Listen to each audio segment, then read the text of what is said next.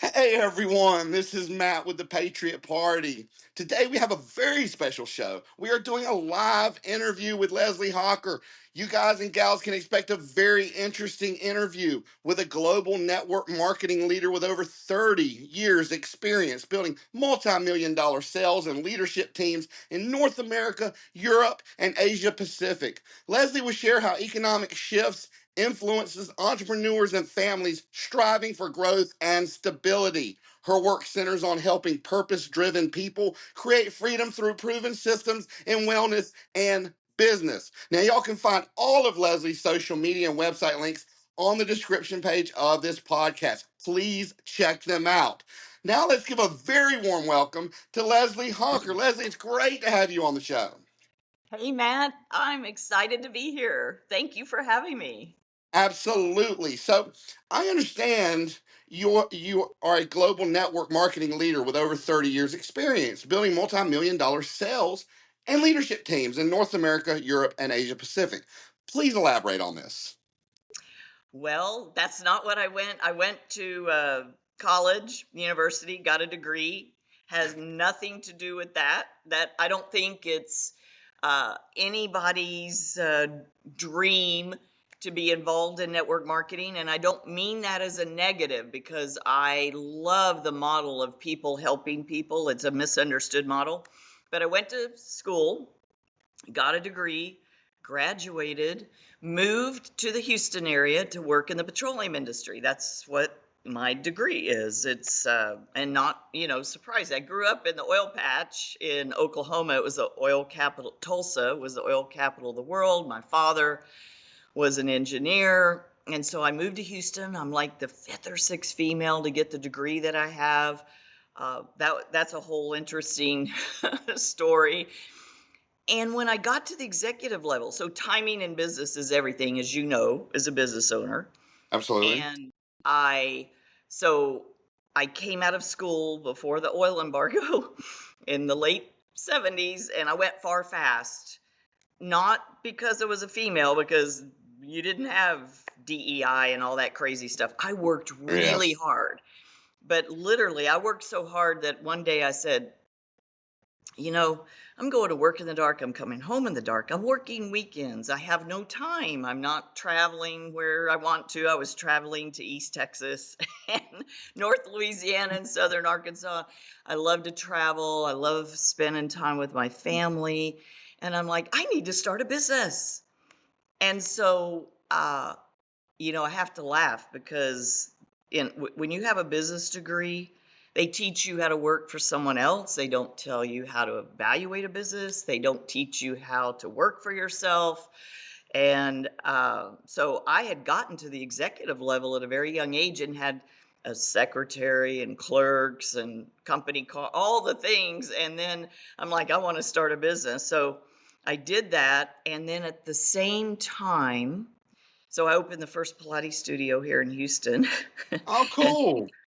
I know everybody goes, "Oh my God, that's amazing." I'm like, "No, it wasn't. No one had heard of Pilates." You one of the things you learn about business is timing is everything, just like location in real estate. And Absolutely. so my next door neighbor, I'm getting to your answer your question. My next door neighbor shared with me, I have a love of health and wellness. My next Oh, door neighbor shared with me, hey, you can get paid to refer products that you love. And I was like, sign me up. Plus, I liked the idea of residual income because in the oil industry at that time, I got an override on every deal that I put together. They don't do that anymore. I still have overrides today. So wow. I understood the model of it's like if you sold a house and every time someone opened the door, you got paid a nickel. So in this model, Kind of what a I love, royalty. yes. Okay. So that was I ended up uh, in network marketing and it became my plan B and I earned as I learned as I earned. And then this was a couple of years later, I'd been learning, earning, I don't know how great I was. I had to find people to mentor me. And then my boss calls me into his office and he says, "Leslie, you are really good at what you do, but I am sorry you make too much money." Because, the oil industry crashed in the 80s. Well, I was that tells my I wasn't born until 80, so Oh my I mean I God. heard about it, but yeah, I didn't actually experience it. Well, people can't see me, but if you go look me up online, no one guesses my age because I have had a focus on wellness and It healthy shows. skincare and eating and but my boss says, "I'm sorry you make too much money." And I'm thinking to myself, "Oh, I think I'm getting fired. Oh my God. Whoops." And sure enough, I got laid off because I made too much money. And my plan B became my plan A. And I just thought to myself, I'm going to figure this out. And so when the model is done correctly, it's a business, it's a win win. It's a business of people helping people. And, you're in business. So the challenge in any space, any industry you're in, is you have good players and bad players. And the challenge is finding real products that really work with real results that people will buy, they want, whether there's a business or not. So I always tell people, Matt, I would use all the products I'm using with the company I partnered with, whether there was a business or not, because they work. Well, and you said a lot there because, and I'm sure that you would concur, being in business yourself, you have to kind of walk the walk before you talk the talk. So, you talk about health. Well, before I started opening up a lot of businesses, a lot of corporations in Charlotte, North Carolina, before I moved to Louisiana. Um, I was a trainer, and they're kind of subcontracted. You don't really work for somebody. If you want a day off, you just kind of schedule it with your clients. But I was a trainer and certified nutritionist. So um, I was getting ready to start training bodybuilders, figure competitors, fitness competitors, people that went on stage. Well, Mm-hmm. before I could, I had to walk the walk. So I got down to 5%, 4.5% body fat, pulled all the water out, did it like I was getting ready to walk on stage. I did a photo shoot, took pictures, and, I had to feel how they feel. And I mean, it was miserable the last week. I mean, literally the last 3 days, 4 days, and most of them would take the last week off. I had a stay at home wife, so I was the only one working. If I didn't work, I didn't get paid. So I had to work those 10, 12-hour days while I was training 4 hours, while I was pulling water. It felt like I had the flu. The last 3 days, I couldn't get out of the bed in the morning because everything was spinning until I ate 2 ounces of sweet potatoes. Could not sit up. And so I knew what they were feeling when they walked on stage, and I had to know that. Same way as you're saying, you had to use your products so you could, so you would know what worked and what didn't. And what you just described there is a principle that I've learned over the years is there's a difference between a coach and a mentor. Now, what I do clearly when I'm helping people is I'm coaching them, but I'm actually mentoring them because I didn't just go and take a certification class or sign up in something to learn it. I did it. I walked the walk. So so you were really mentoring people because it's the question that my husband Ron, we work our business together. He always asks people, how do you want to walk? How would you walk through a minefield? So I'll ask you because there's a pretty common answer. How would you walk through a minefield? How would I walk through a minefield? Yes. What kind of mines are we talking about? I mean, are these the I ones you see. can There see? you Are go. these pressure So mines? yeah, what a lot of people will say is carefully, which is a great answer, but the real answer is behind someone. And you put your foot in their footstep because you know you're not going to blow up. And that's what you were doing with the people that you were mentoring because you already had been there. You walked the walk. And so that's all what I do is I mentor people. I'm constantly learning, growing, working on myself so I can be a little bit better so I can help someone else. Oh, absolutely. I love smart people and I consider myself a knowledge sponge. I try to sponge everything I can in.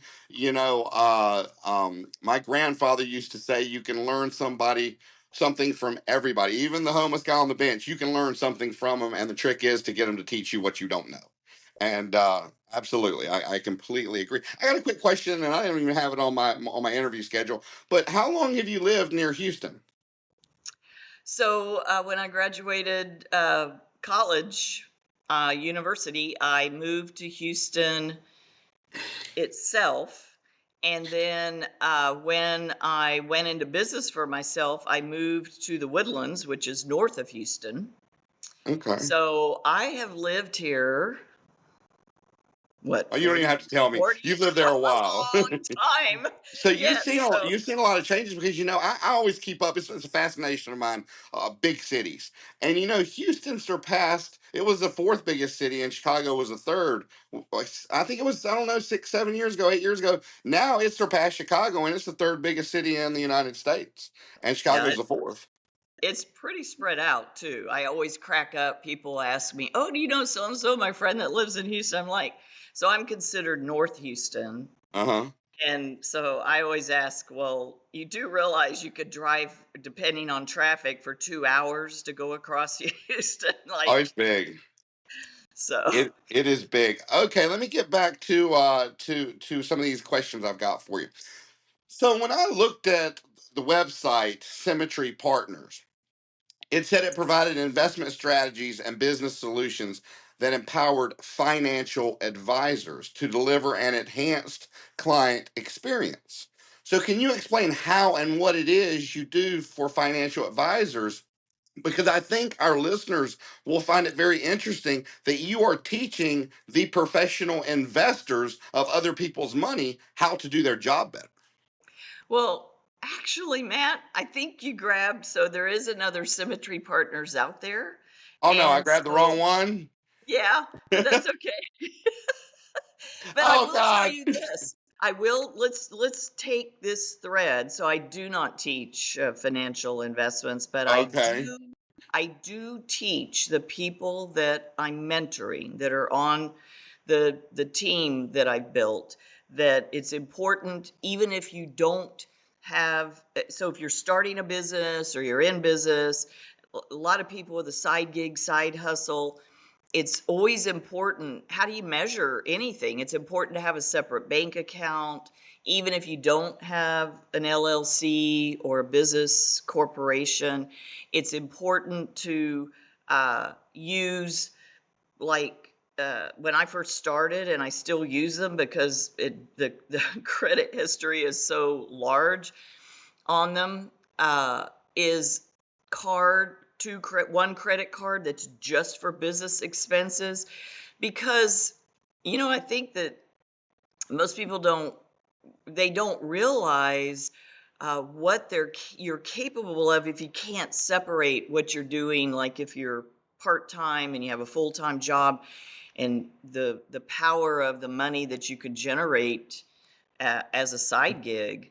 So I think we don't talk about financial stuff enough, and Okay. it is as And let business me say people. this, I am super, super embarrassed about this. I cannot believe I got the wrong website. But there is a pod, there is a silver lining. I only based one question off the website. So that was it.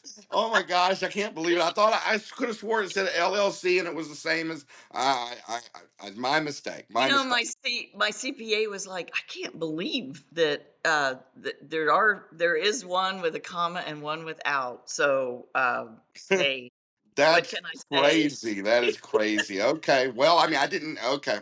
Well, we'll kind of, So you answered it, but we'll kind of skip that and we'll go to the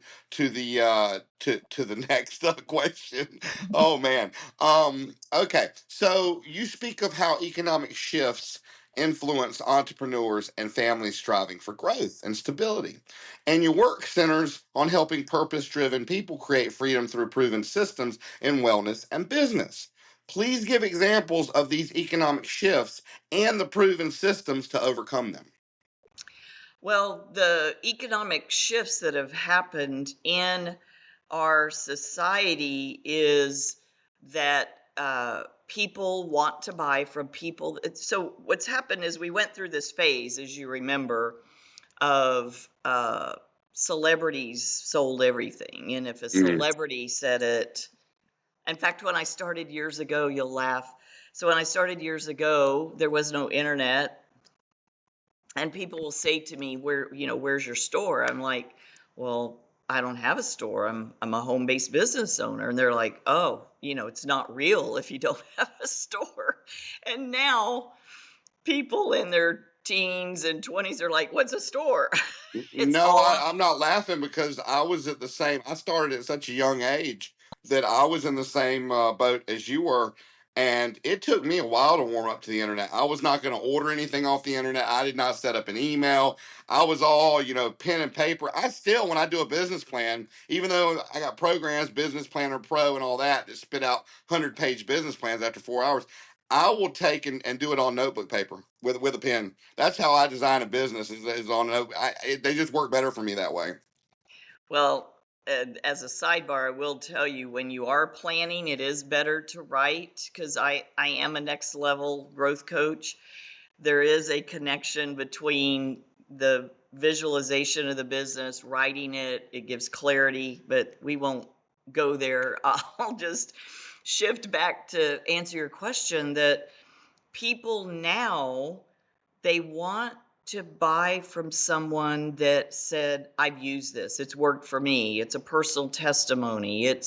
Or for me, I use before and after photos of my family, my friends, of people that I've helped that have become my friends. So there's a huge shift in consumers wanting what one of my business partners, Jeff Olson, calls RAT: raw, authentic, and transparent. Well, that's why people like podcasts better than the mainstream media news now.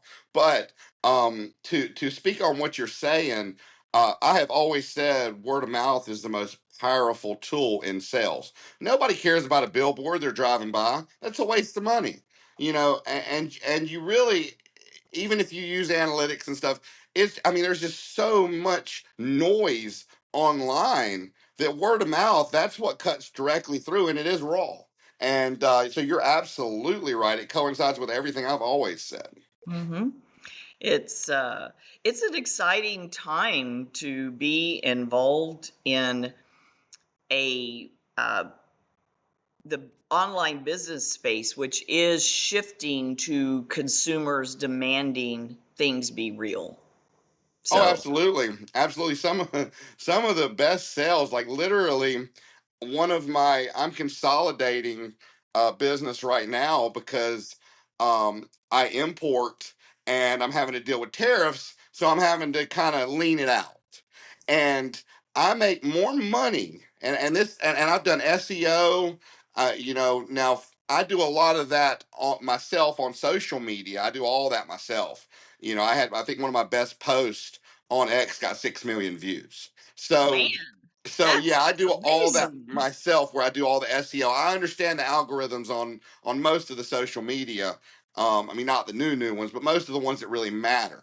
But when it comes to websites and doing the back end and the backlinks and all that, I got a guy that I hire. He's really on point, and he's out of India, so he gives me a really good price. And even and I hired GoDaddy and another company because the site is hosted on GoDaddy. And even with all that I invested over the years, I make probably, I don't even know how many, 50 times, 100 times more on my Etsy store, because everybody that goes to Etsy is looking for something that's handmade, that's raw, just like you're saying, than I do on the website. So I'm just redirecting to the Etsy store and closing the website down because, to pay for e-commerce and all that stuff, that's just, it's just not even worth it. I make so much more on this that doesn't cost me a dime to do. That's amazing. So that is part of the shifts that are Yes. happening. And what I love doing is I love empowering families to have an extra $500 to $1,000 a month into their bank account, because I've learned over the years that could be the difference in a new house or a different area of the town or wherever you want to live. It can mean the difference for private schools. Actually, my husband and I had retired, and then, with grandkids and the cost of schools. And so we're like, okay, we're going to help launch. So we did help launch a company in 2011 as brand partners, as affiliates, simply so we could help our daughters put the grandchildren through private schools. And we did that. And then it's like, okay, then uh, people are like one life event away from a disaster, most people. So my husband's mother needed an assisted living facility. Oh my gosh, I don't think people realize how expensive that Oh, I is. do. My fiance is a hospice nurse right now. She does that. An on-call hospice nurse, and she does home infusions of really expensive medications. And like I said, she's in school full time for her nurse practitioner. So I mean, she's busy, busy, busy. But Yeah. yeah, I've seen firsthand this assisted living and these nursing homes, and they are expensive, really expensive. Yeah, like 6, 7,000 a month. Easy. And that's not Easy. the high end. That's Uh-uh. so we were able to help there. And then it's like, okay, let's go on a mission to empower 100,000 families to have an extra $1,000 in their bank account every month. And that's that can that gives people, which is what I was looking for years ago, is more choices in life. It's crazy you say that because I have said for a while that one of the big problems, and when the market blew up in 2008 and people were committing suicide, this was one of the reasons, at least in my mind and in my theory, is that people live what I call hand to mouth. They Yes. live from paycheck to paycheck, and they're overextended with credit cards and everything else, making the minimum payment, paying the interest, so they never get ahead. And so you got people that make 100,000 living like they make 200, 250,000 instead of living below their means, which is what I do as a person. Mhm. So, it's kind of funny when I want my dream car was a Porsche. Well, I could have afforded one years before I bought it, but I set a Mhm. standard for myself and said, I won't buy it until I make 10 times a year what it cost. Yeah, that's smart. So you're not That driving around in your net worth. exactly, exactly. And I So want to share something with your listeners as far as finances go. Uh, for people that are W-2 wage earners, the very first, so I was working full time in the petroleum industry, fabulous salary, company car, all the things. And I had started my home based business. And so I had my taxes at my CPA, and he hands them back to me. And it was double five-figure return. I mean, back. I was like, is this legal? He goes, yeah, it's, home-based business deductions. I went, oh my God, why do they not teach this in business school? Why don't they teach this in any school? So one of the things my current CPA, she says on average, so I always tell people, if you live in America and you don't have a home-based business and you're a W-2 wage earner, find something because you save $4,000 to $8,000 a year on taxes. Now, I'm not a tax professional, but there's over 300 different business deductions for home-based business um, owners, and that's according to my CPA, 4 to 8 grand a year. Well, that takes care of, Matt, the disparity that we've experienced with the economy. So you can at least put money away for your future. So it's funny you say I love that. that. No, it's funny you say that because so my fiance, we're planning a wedding, getting ready to be wife. So um, Congratulations. thank you so much. They're expensive. Oh my gosh, I they're know expensive they are. now. I know. I remember I've got daughters. So she's a W-2 on both her jobs, and she Mhm. makes, in six figures, and she'll make better when she's a nurse practitioner. So what I did was let her, even though I handle it all, I put one of the businesses in her name, one of the home businesses. in her Yes. name, which allowed her to be able to, use it for the deductions on Yes. her income. And Yes. then I'm just an employee. Yes. So there's all types of strategies. There's lots of good CPAs out there, but I always tell people if you are a W 2 wage earner in America and you do not have a home based business, you've given up the right to be free. And I think we all owe it to ourselves to find something, whether I'm happy to help people. That's one of the things I do, Matt. I help people evaluate which business is right for you because I want people to have the freedom to be able to make their own choices in life for themselves and their family. And it's very important to me. And I've been able to do that. And I'm just basically here to give back. That's a wonderful, wonderful statement. There's very few people in this world like you. You're a treasure. You're a real treasure. So here's what I have to ask you, and I'm going off script here because this is kind of flowing. So you spoke in the beginning about separating everything, which is a wonderful thing. But if you're going to do that, because that's exactly what you do if you form a corporation, whether it be a C Mhm. corp, whether it be an LLC, whatever it may be that you figure out that's right for you, and you can do it pretty inexpensively. I do all mine in Delaware. I think it's companycorporation.com or something, because Delaware seems to be the place to do them at. They're the place that rule that if something happens, the business is going to be protected more than if you get sued or whatever. But also by incorporating, not only do you protect yourself with a corporate veil of your personal assets if something Mhm. happens, but you also get a lot more write-offs. Like, you can write Yes. everything off. So my question to you is, if somebody's got a side business and they're already keeping everything separate, which is what you do with a corporation, what would you say that their side business should be bringing in a year before they incorporate? I think you would have to look at that with your CPA because when you're a W 2 wage earner, so remember, you're an independent, like I'm not an employee anymore. So when I was an employee, because that's a dollar for dollar tax write-off against my W-2 income, the expenses for the business. So I want to not be incorporated at that point. So I think when the benefit, like, you would have to probably be pulling in twice as much as what you make uh, as an employee. As a W That's, 2? yes, as a W-2, because that's the benefit of having a home-based business as a W-2 is you get that dollar for dollar tax write-off.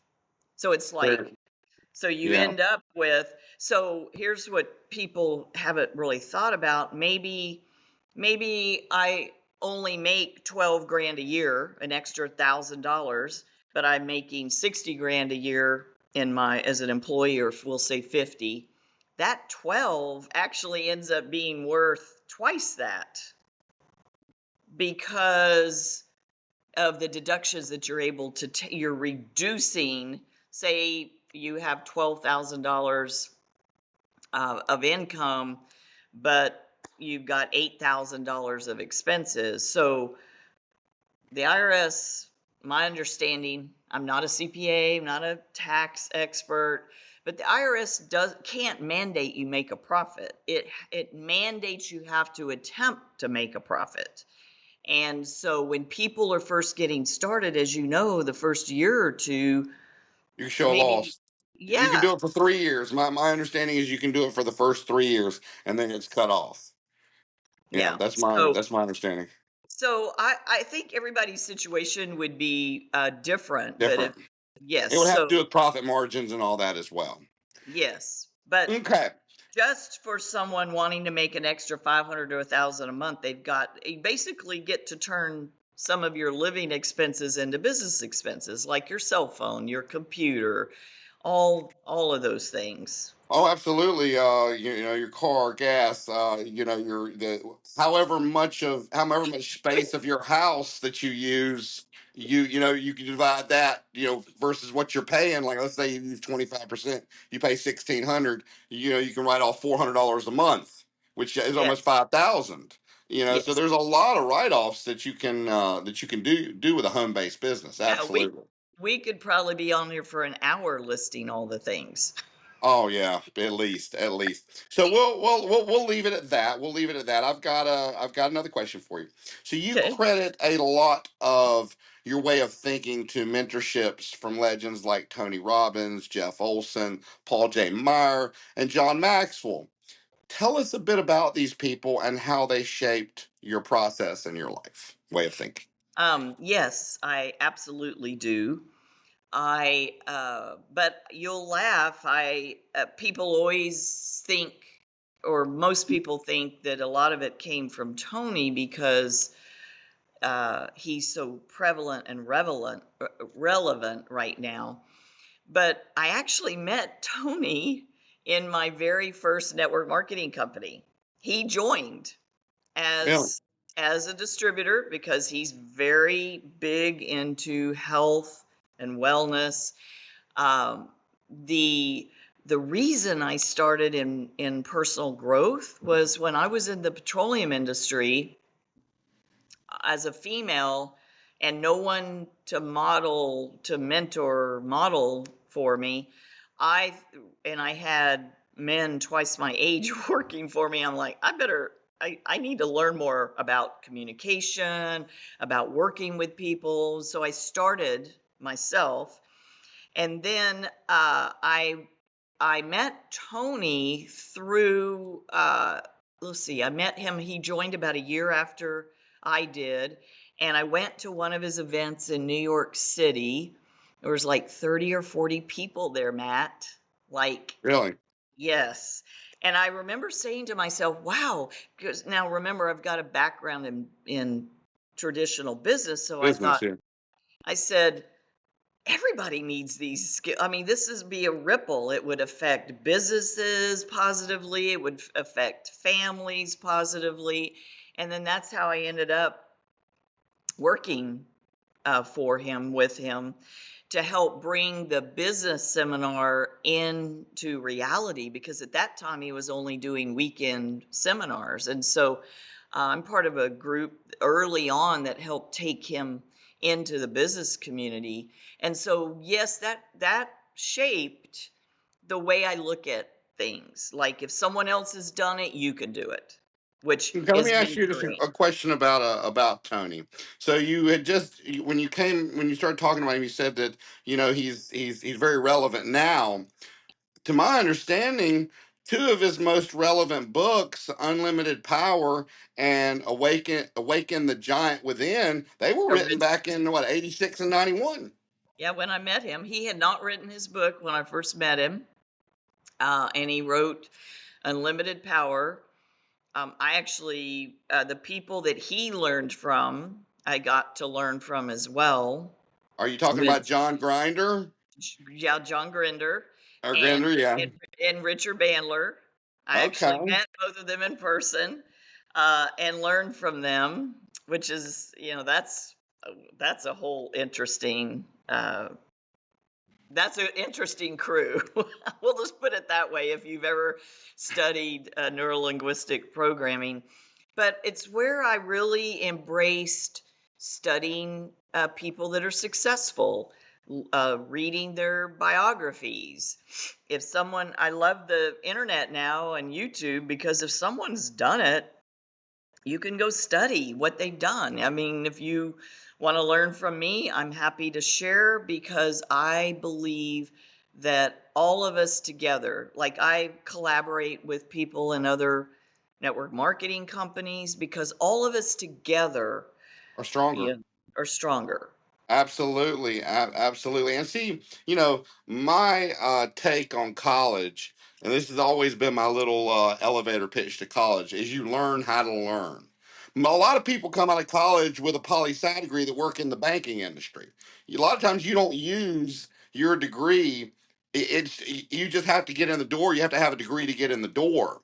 So you Yeah. don't use your degree a lot of times, but you learn how to learn. And it's funny that you say, okay, well, with all we are living in the information age, and with all the information available on YouTube, I use AI every day, all day.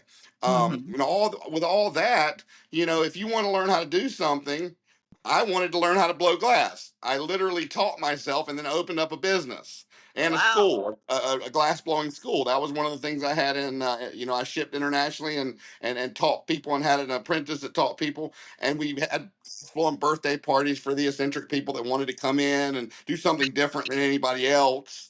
And so, you're absolutely right. If you want to learn something, all you got to do is teach yourself. Yes. And then as I went on in my career as a professional networker, I met Paul J. Meyer, who's considered the grandfather of personal development. And he's what shaped my thinking in terms of there's always a next level, there is no finish line. God put us here to learn and grow and serve others. And very much that shaped. And then Jeff Olson, who is the best-selling author of The Slight Edge, I remember sitting in an all-day power training where he was teaching in the mid 90s.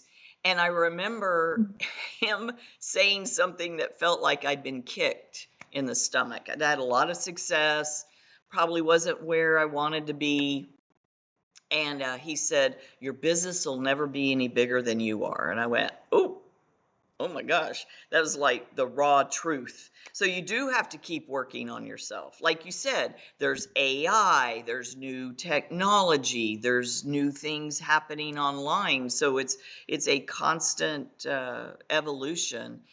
And and then John Maxwell, I don't, most people don't know this, but John Maxwell was a student of Paul J. Meyer.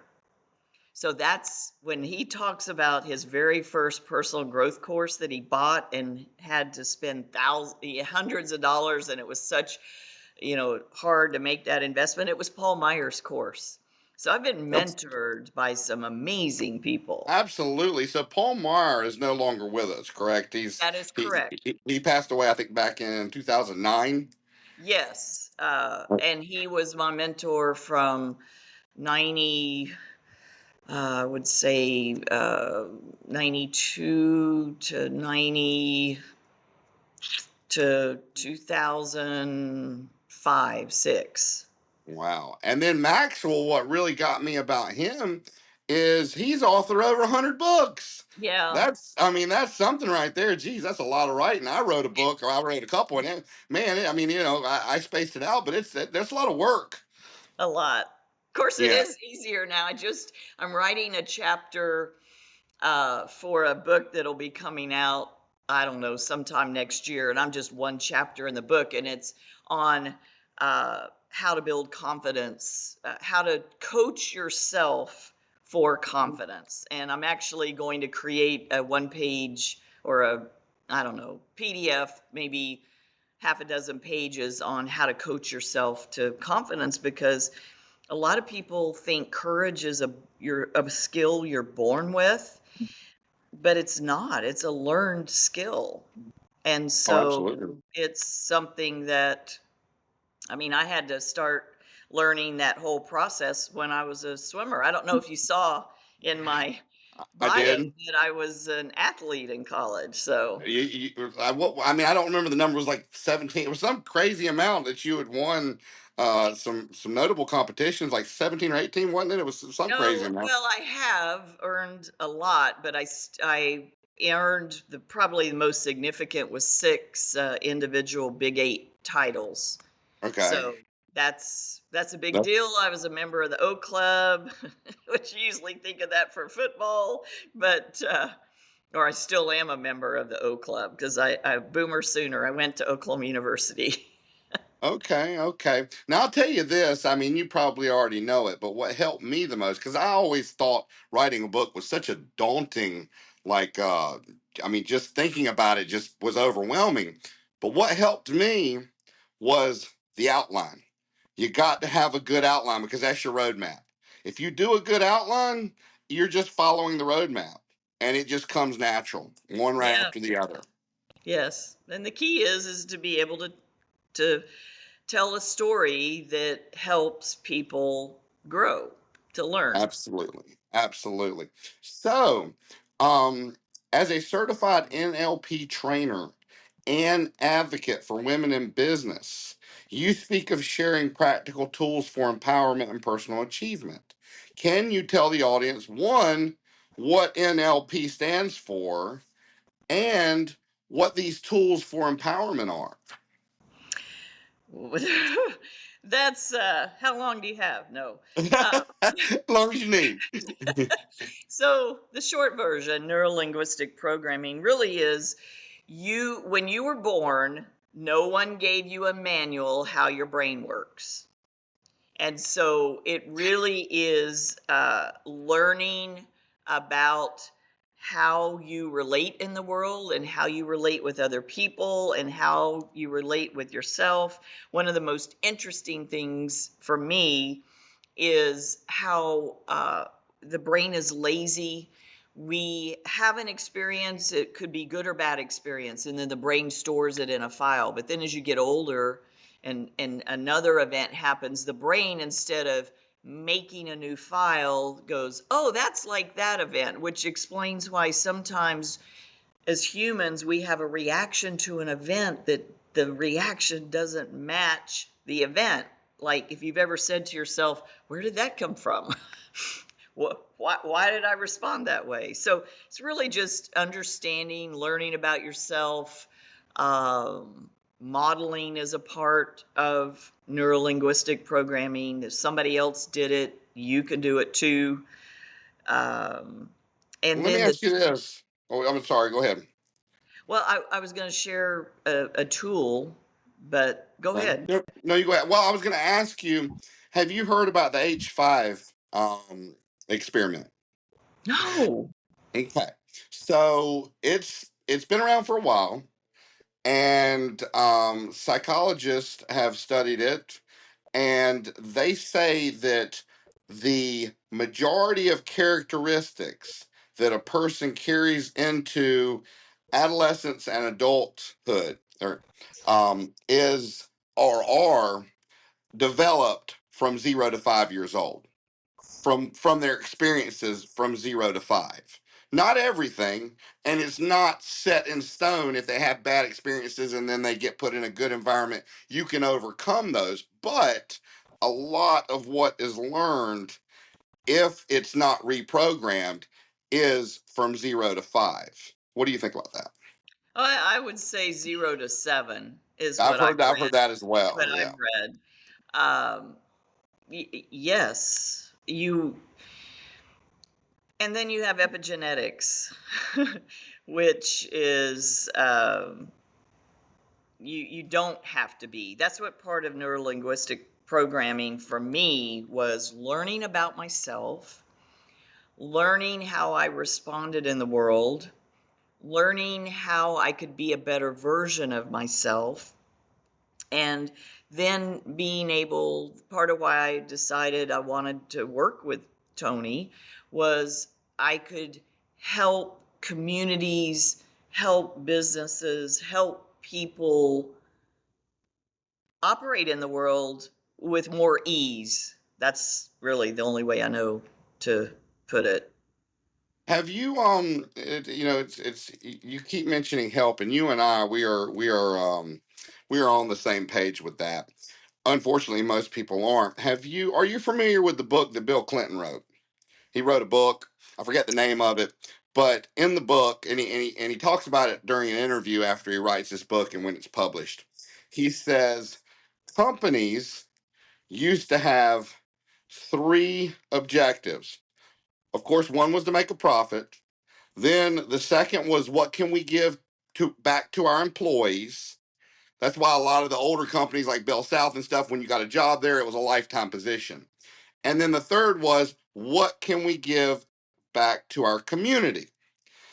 But he said now, in this day and age, with the mentality that's out there, 2 and 3 are gone, and it's all it is about a bottom line. If you've got somebody working, like when you were working in your position, and they're making, because they've been there 20 years, they're making more than twice of what you could hire 2 people for.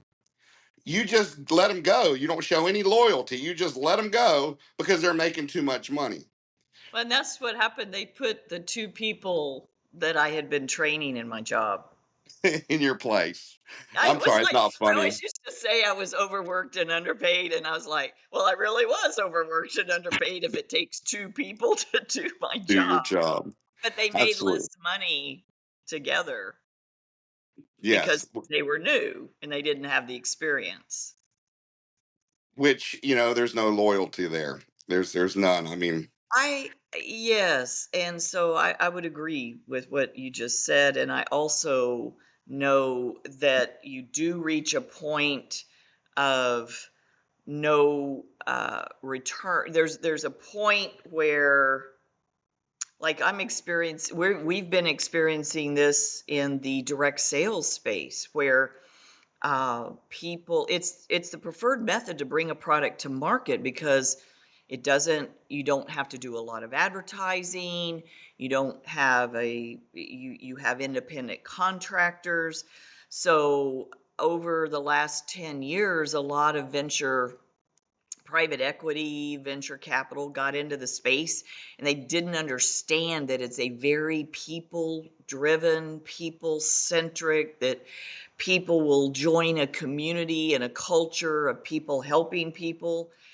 It's not solely bottom line focused. And so companies are going out of business. I mean, like, there's been half a dozen this past year and a half, maybe more, going out of business because they're not people focused. So I think venture capital and private equity is good for a certain space, not a space where it's people driven and people centric. It's quite interesting that you it's bring more that of a up. tech space. More, I mean, they do better with backing tech companies because they're not as much people driven. And it's funny you say that because customer service in most places has gone out the window. I mean, I dealt with it the other day. I really had to just bite my tongue so I wouldn't go in the store. And I mean, you meet people, You and mean they. you had to have a talk with yourself, I like did have to like have a talk with like myself. like self. Is it really worth it? Am I going to get the Exactly. outcome I want? Yes. Well, But I mean, actually, I was friends with the store owner of the grocery store, or not store owner, but the general manager of the whole grocery store. But it just wasn't even worth my time. I was like, this yeah, is not worth it. yeah. I'm just gonna suck it You used NLP on yourself. You did a quick up. evaluation of, is this going to get is a question I ask myself a lot. If I go down this path, is it going to get me the result I'm looking for? No, I might feel good in the moment doing it, but it doesn't achieve anything. Well, So and you may have learned this. I learned this at when I was at my most successful, when I was making the most money that I've ever made. I realized that it doesn't matter if you're making 50,000, 500,000, 5 million, or you're Elon Musk. One thing that you cannot purchase any more of is time. So time is everyone's most valuable asset because there's only 24 hours a day in a day, and it doesn't matter how much money you have. and the tip I was going to give is that you cannot manage time, but you can manage yourself. And so what you said is so true. The successful people have 24 hours in the day, unsuccessful have 24. It's just successful people manage themselves in a different way. And Absolutely. so And it's not something that can be taught in school. It's something that you have to, I mean, you can learn it. I mean, some people are born with it. I was lucky enough to be born with it, but some it's not something you can teach out of a book. You know, it requires daily practice. It and it literally requires not being. requires the Go ahead, excuse me. commitment. It just requires the you making a decision that you are going to be consistent in asking yourself the question. If you're in business for yourself, is this what I'm doing right now getting me towards my goal? And it's that power of questions, and that's also NLP. And I bet you part of NLP um, is getting people over that fear. A lot of people have that they're fearful when opportunity knocks of opening the door because they like consistency and they don't want to get out of the norm. They like, they like having that consistent daily life, and anything out of that, it makes them afraid, or intimidates them. And Mhm. I'm sure part of that NLP is to get them in the mind state of, see me, I love it. I love uncertainty. I love a challenge. I love when I run into somebody in corporate that tells me no. 'Cause, okay, well, I'm going to figure out exactly the way around you, or how to, or over you, or whatever. But a lot Yes. of people don't think that way, and I'm sure part of NLP is trying to get them not to be afraid of change. Is Yes. that correct?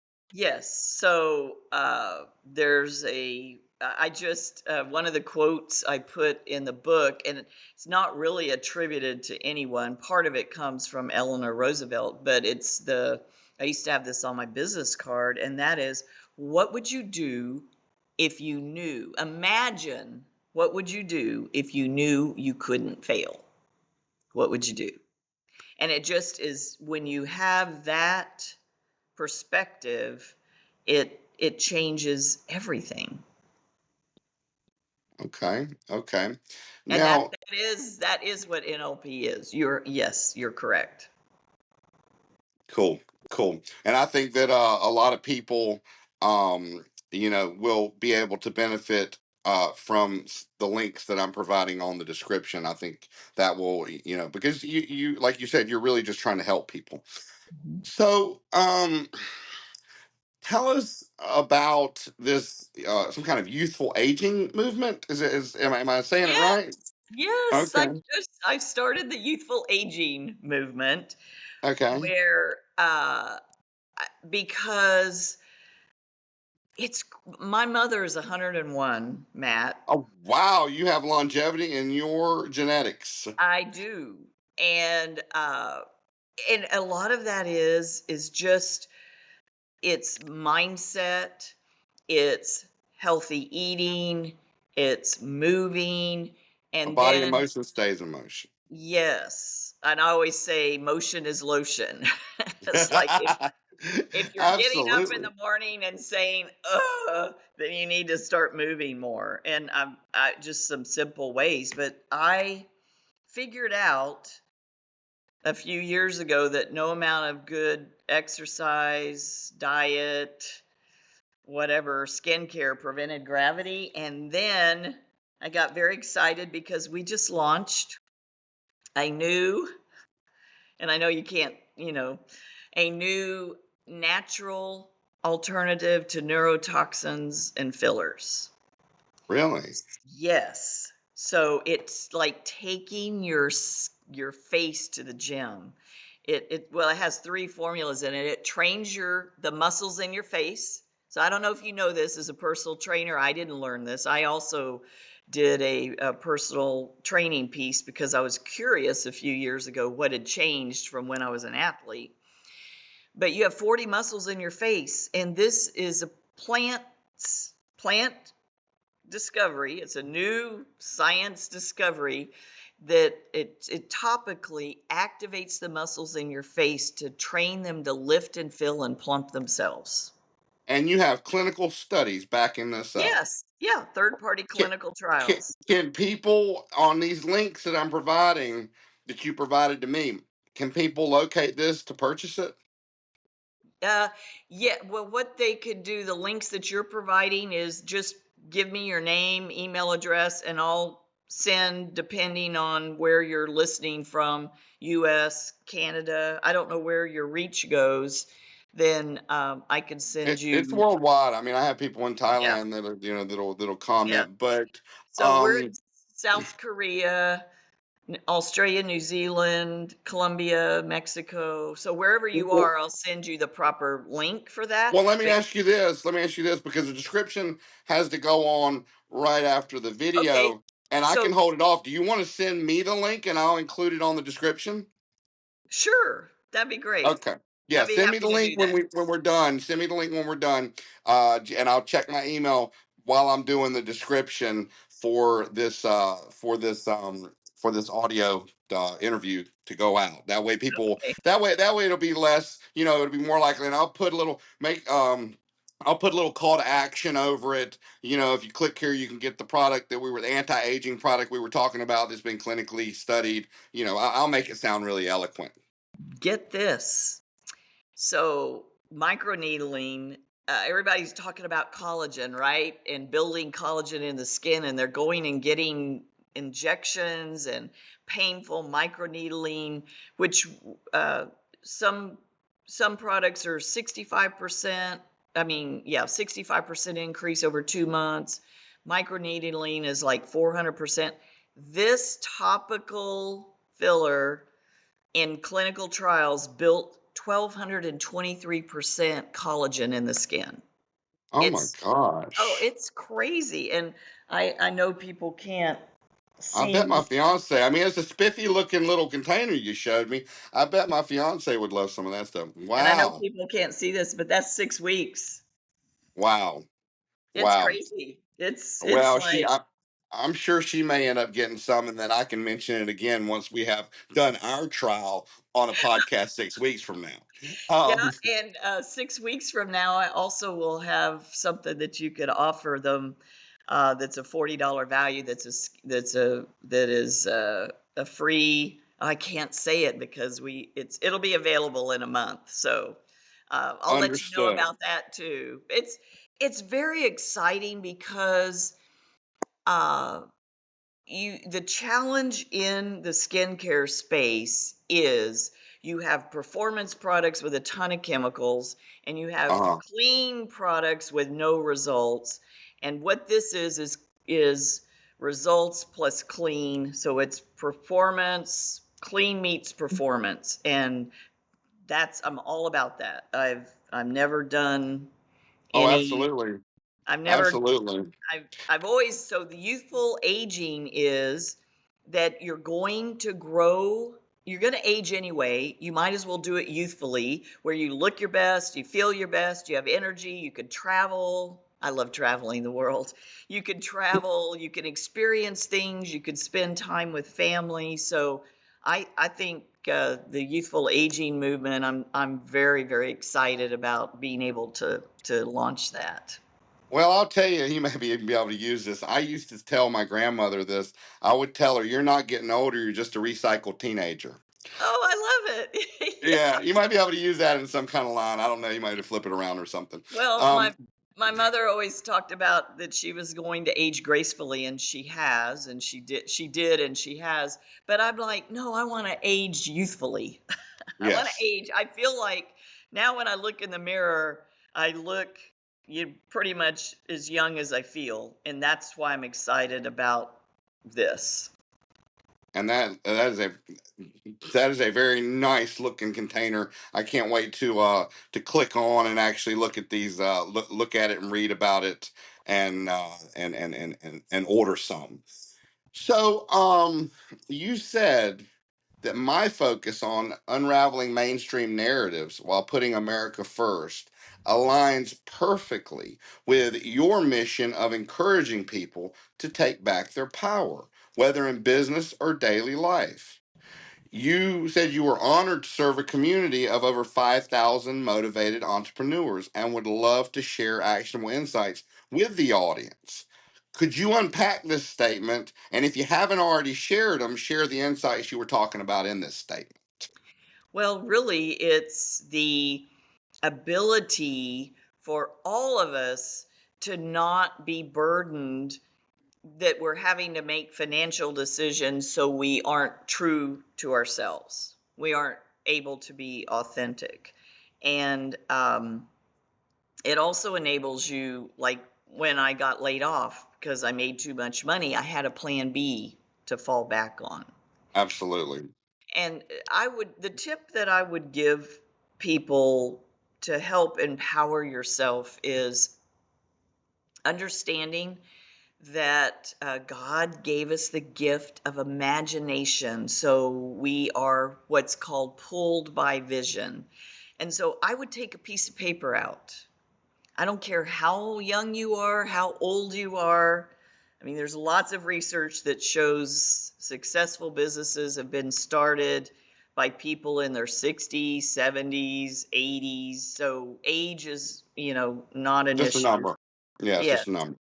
I would take a piece of paper out and at the top write master dream list and write down everything you've ever wanted to do, be, or have. And then look at that and write that down as if money is no object, time is no object. Or I always tell people, Matt, if that doesn't work for you, write down all the things you want to do, be, or have. You've got a year to live. You're going to die in a year. What do you want to Your do, bucket be, or have? list. It's like some people move. That's in NLP, some people move towards all the things they want to do. Some people move away from, like, oh my God, if I only had a year, what would I be doing? It helps clarify for them. And that then it allows you to look at that list and then figure out the key things that are most important to you and move forward on them. So for me, as I've aged, I used to just kind of rush through life, and now I have appreciation for spending more time with family. For if I go to a business event, I spend an extra day wherever I am in that city so that I can learn and appreciate. It's just that's really uh, the time freedom to be able, and the money freedom to be able to create joyful memories. That's what it is. The goal in life is you want to die with memories, not your dreams. You can Well, you can't achieve. take money with you. That's the most important thing. And if you do what you love, the money will come naturally anyway. And I know you've heard this before. If you do what you love, you never have to work another day in your life. Yes. I would say some of that's a little bit of not true, Okay. because I to be successful, there are things that I do that I don't necessarily love, but so I want to clarify for the audience, because there are days when I'm doing things like that I'm not necessarily loving, but it's towards my vision. It's Oh no, I moving didn't the mean I didn't bigger mean that. picture. Yeah, yeah, I Yes, didn't mean like that. That is like literally that's I mean you have to do but things in people take, business that you don't want to do. but I But if you coach can get to people.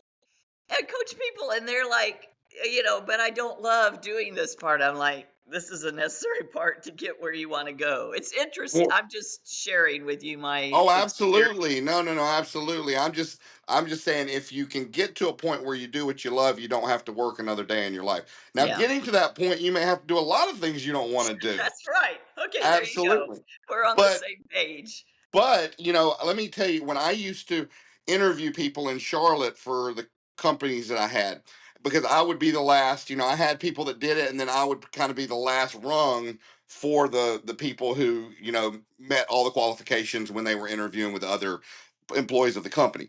And my first question to everybody that I interviewed that came to me, and I'm said this does not have any effect on you getting the job that you're applying for.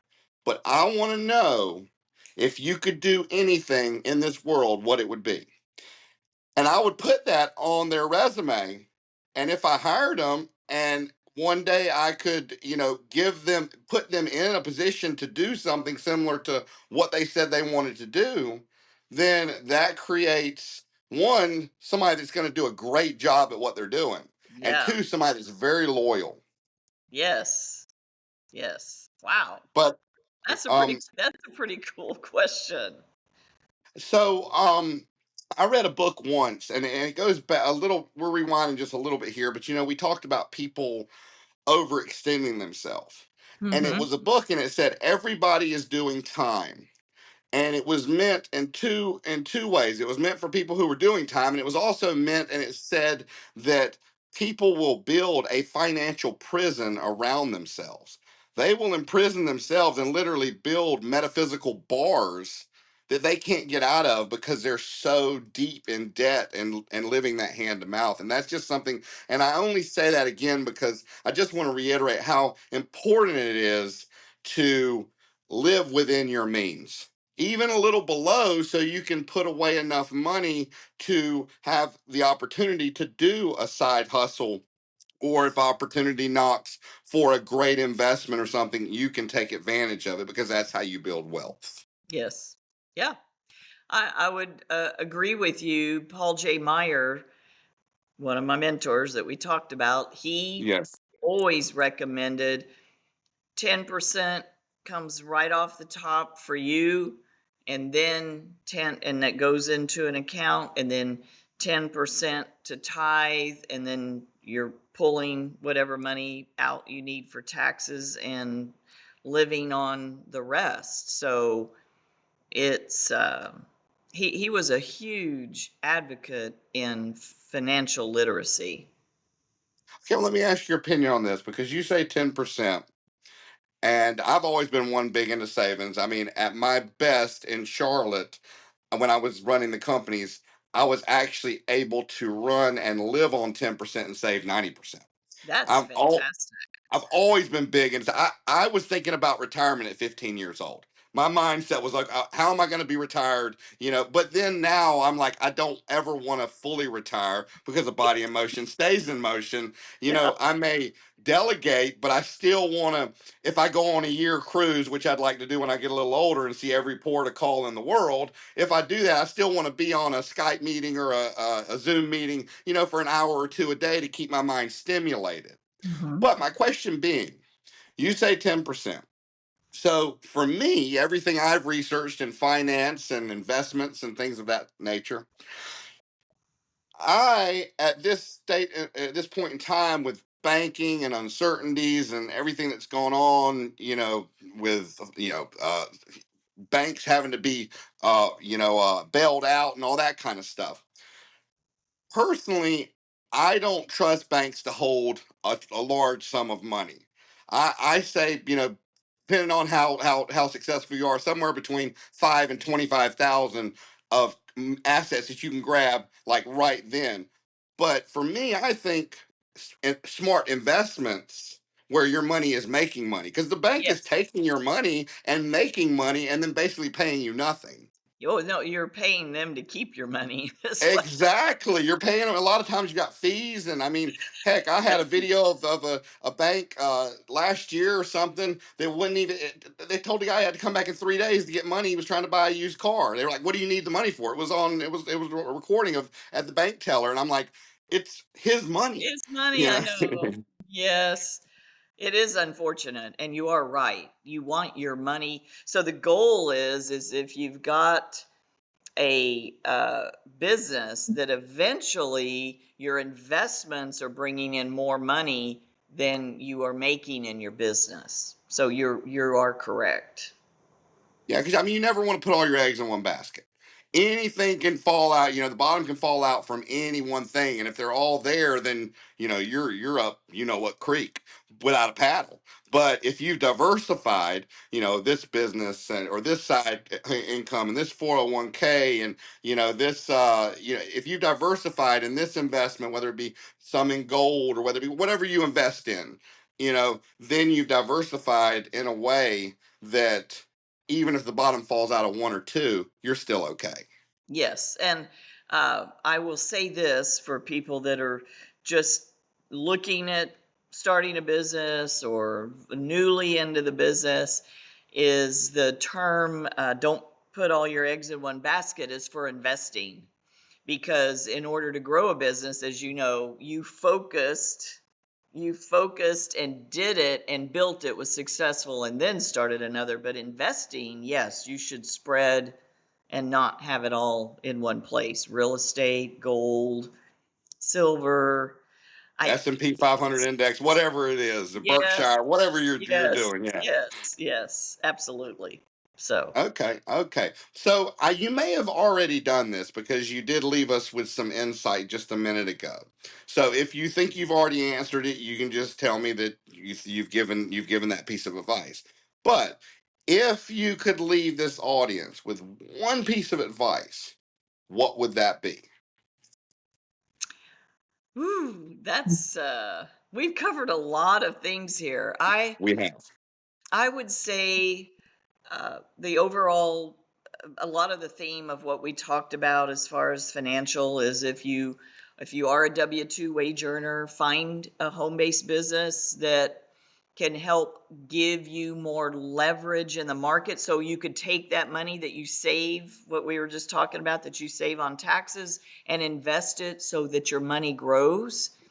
That would be, and I'm happy to help anyone evaluate that process. I've been doing that for years. I think what I do is the best, but it's not necessarily for everyone. It just depends on the individual. But that would really be my tip for financial freedom is giving yourself the ability to have an additional 4 to 8 thousand savings and taxes and an additional 500 to, it's funny because we always talk about helping people earn an extra 500 to 1,000 a month, which I could show anyone how to do that. But as a friend of mine called it, gangster money is possible as well in your own home-based business. I've heard it called many things. I've heard yeah, gangster money. I've heard it. And it was not the words, but I've heard it called "fu money," whatever you want to call it. I've definitely heard it called many things. One thing I will say, and I have never said this on this podcast before, and I have interviewed many entrepreneurs on here, and I always ask that question, but I feel the need to say it now. One thing that has stuck with me for, oh my gosh, it's probably been 15 years ago or 20 years ago, whenever it was. I watched an interview with the CEO and founder. I think he was the founder at the time of Staples, and they asked him that same question, and he said, in business, that it's living, it's breathing, it's constantly changing, and you got two ways to deal with the changes. You can either sit there and talk about the way it used to be, which is the wrong thing to do, or you can evolve with it and roll with the punches and do like the Marines say, adapt and overcome. And Hmm. that's the successful business people, or the people who can take the changes. Because I always tell people, businesses are really about solving problems all day long. You got to Yes. solve problems and you got to connect the dots. You got a problem, you got to figure out how to go through it, around it, or over it. That's really the Absolutely. Or bottom under line. Or under it, it. yes, some way through. And I'll share with you one of my saying that I've said for years is know your limitations and work around them.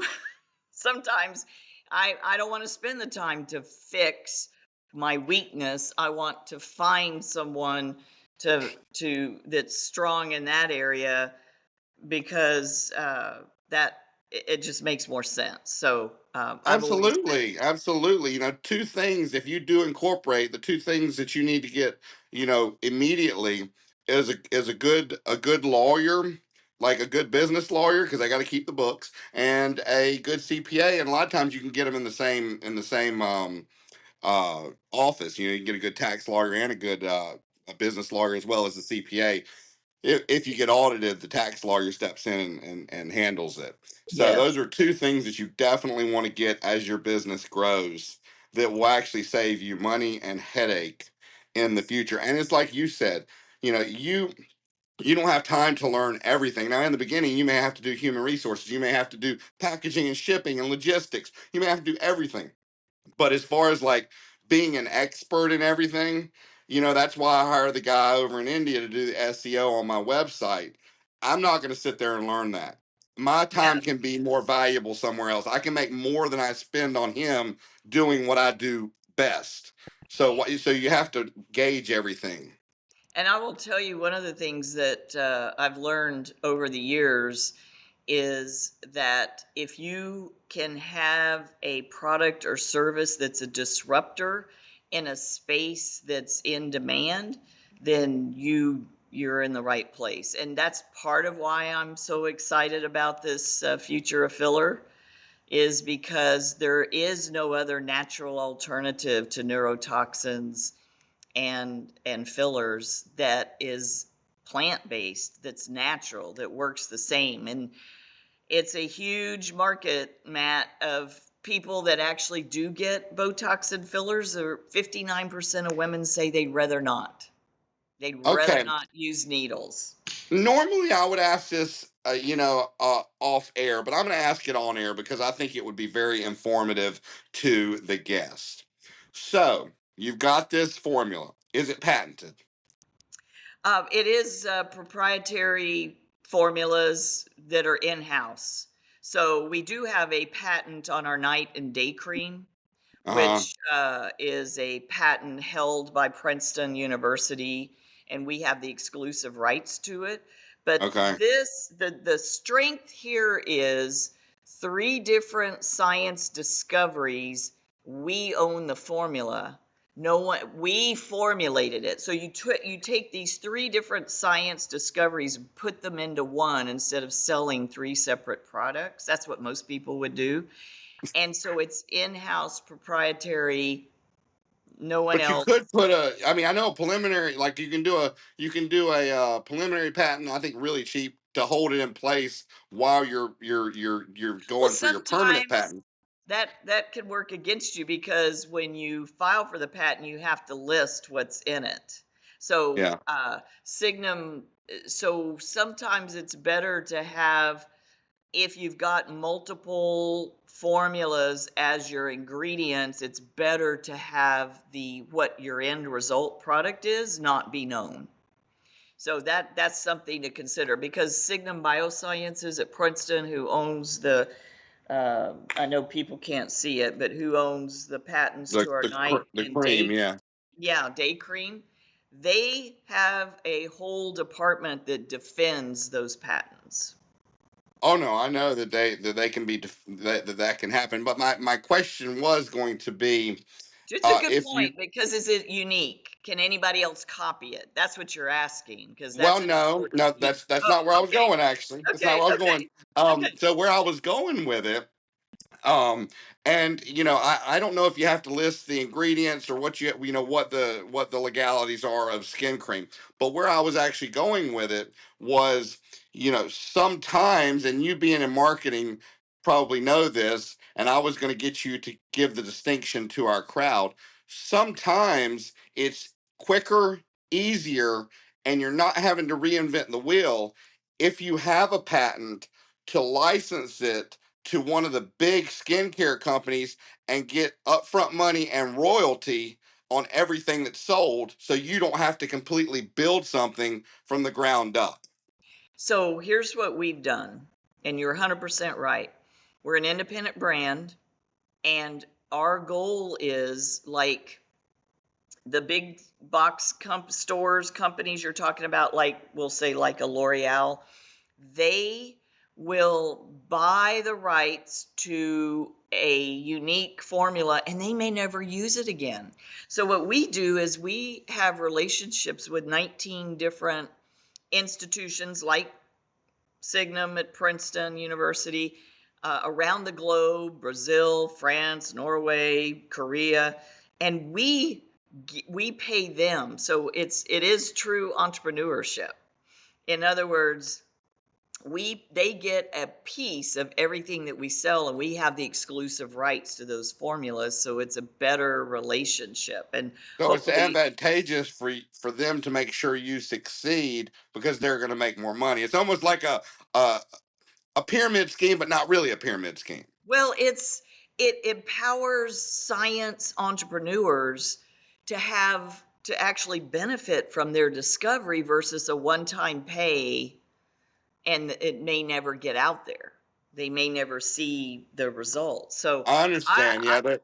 yeah, I love Okay. that we're an independent brand. Most people don't realize, Matt, I'm sure you wouldn't, your listeners wouldn't.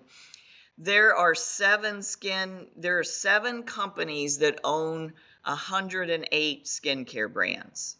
There are very few independent brands out there. Like these celebrity brands, they're owned by one of those 7 companies. They're not an independent brand. Oh, it doesn't surprise me. I mean, that's it's like that with a lot of different industries, and they don't like outsiders. They try to squeeze, a lot of Yeah, industries, a lot of industries that you have to get like governments or like the USDA or anything like that. Um, they make it very hard because there's the few big ones, and they don't want the little one coming in and disrupting things. yeah. And we make all our stuff as European standard, which in the US, unfortunately, and of course, hopefully that's changing. I know they finally, I was laughing. One of my brothers is a scientist. And I was saying finally on the red dye out of food, and he's kind of like, "Well," I'm like, Craig, they removed red dye from makeup and cosmetics in the 1990. And Yeah. he was like, "Oh, most people don't realize." So I love that there's 15 ingredients that cannot be in U.S. skincare, and there's over 1,500 or 1,100 to 1,500 in Europe. And we meet European standards. So that's not all clean skincare is the same, and that's part of the uniqueness that we have. Plus, being able to empower entrepreneur scientists. Well, make sure that you send that to me, when we get off, because I do want to include that link with a little call to action so people will go check it out. And they have We a have. 60-day money back guarantee. What do you have to Oh lose? wow, really? Well, I mean, and the holidays are creeping up on us, Yes. so it'll be a good time for sales to really go up. So that's a great thing. I just launched a new business last weekend, which is a new merchandise store for the Patriot Party and the movement. I love that. Um, yeah, it's on Etsy. It's the Patriot Party, or all one word, the Patriot Party US. And every Friday we put out a new line, and what a new line consists of is a matching coffee mug, hat, T-shirt, long sleeve knit shirt, and hoodie. So that's we try to put out a new, and we do all the graphic designs and all that. So we try to put out a new line every Friday.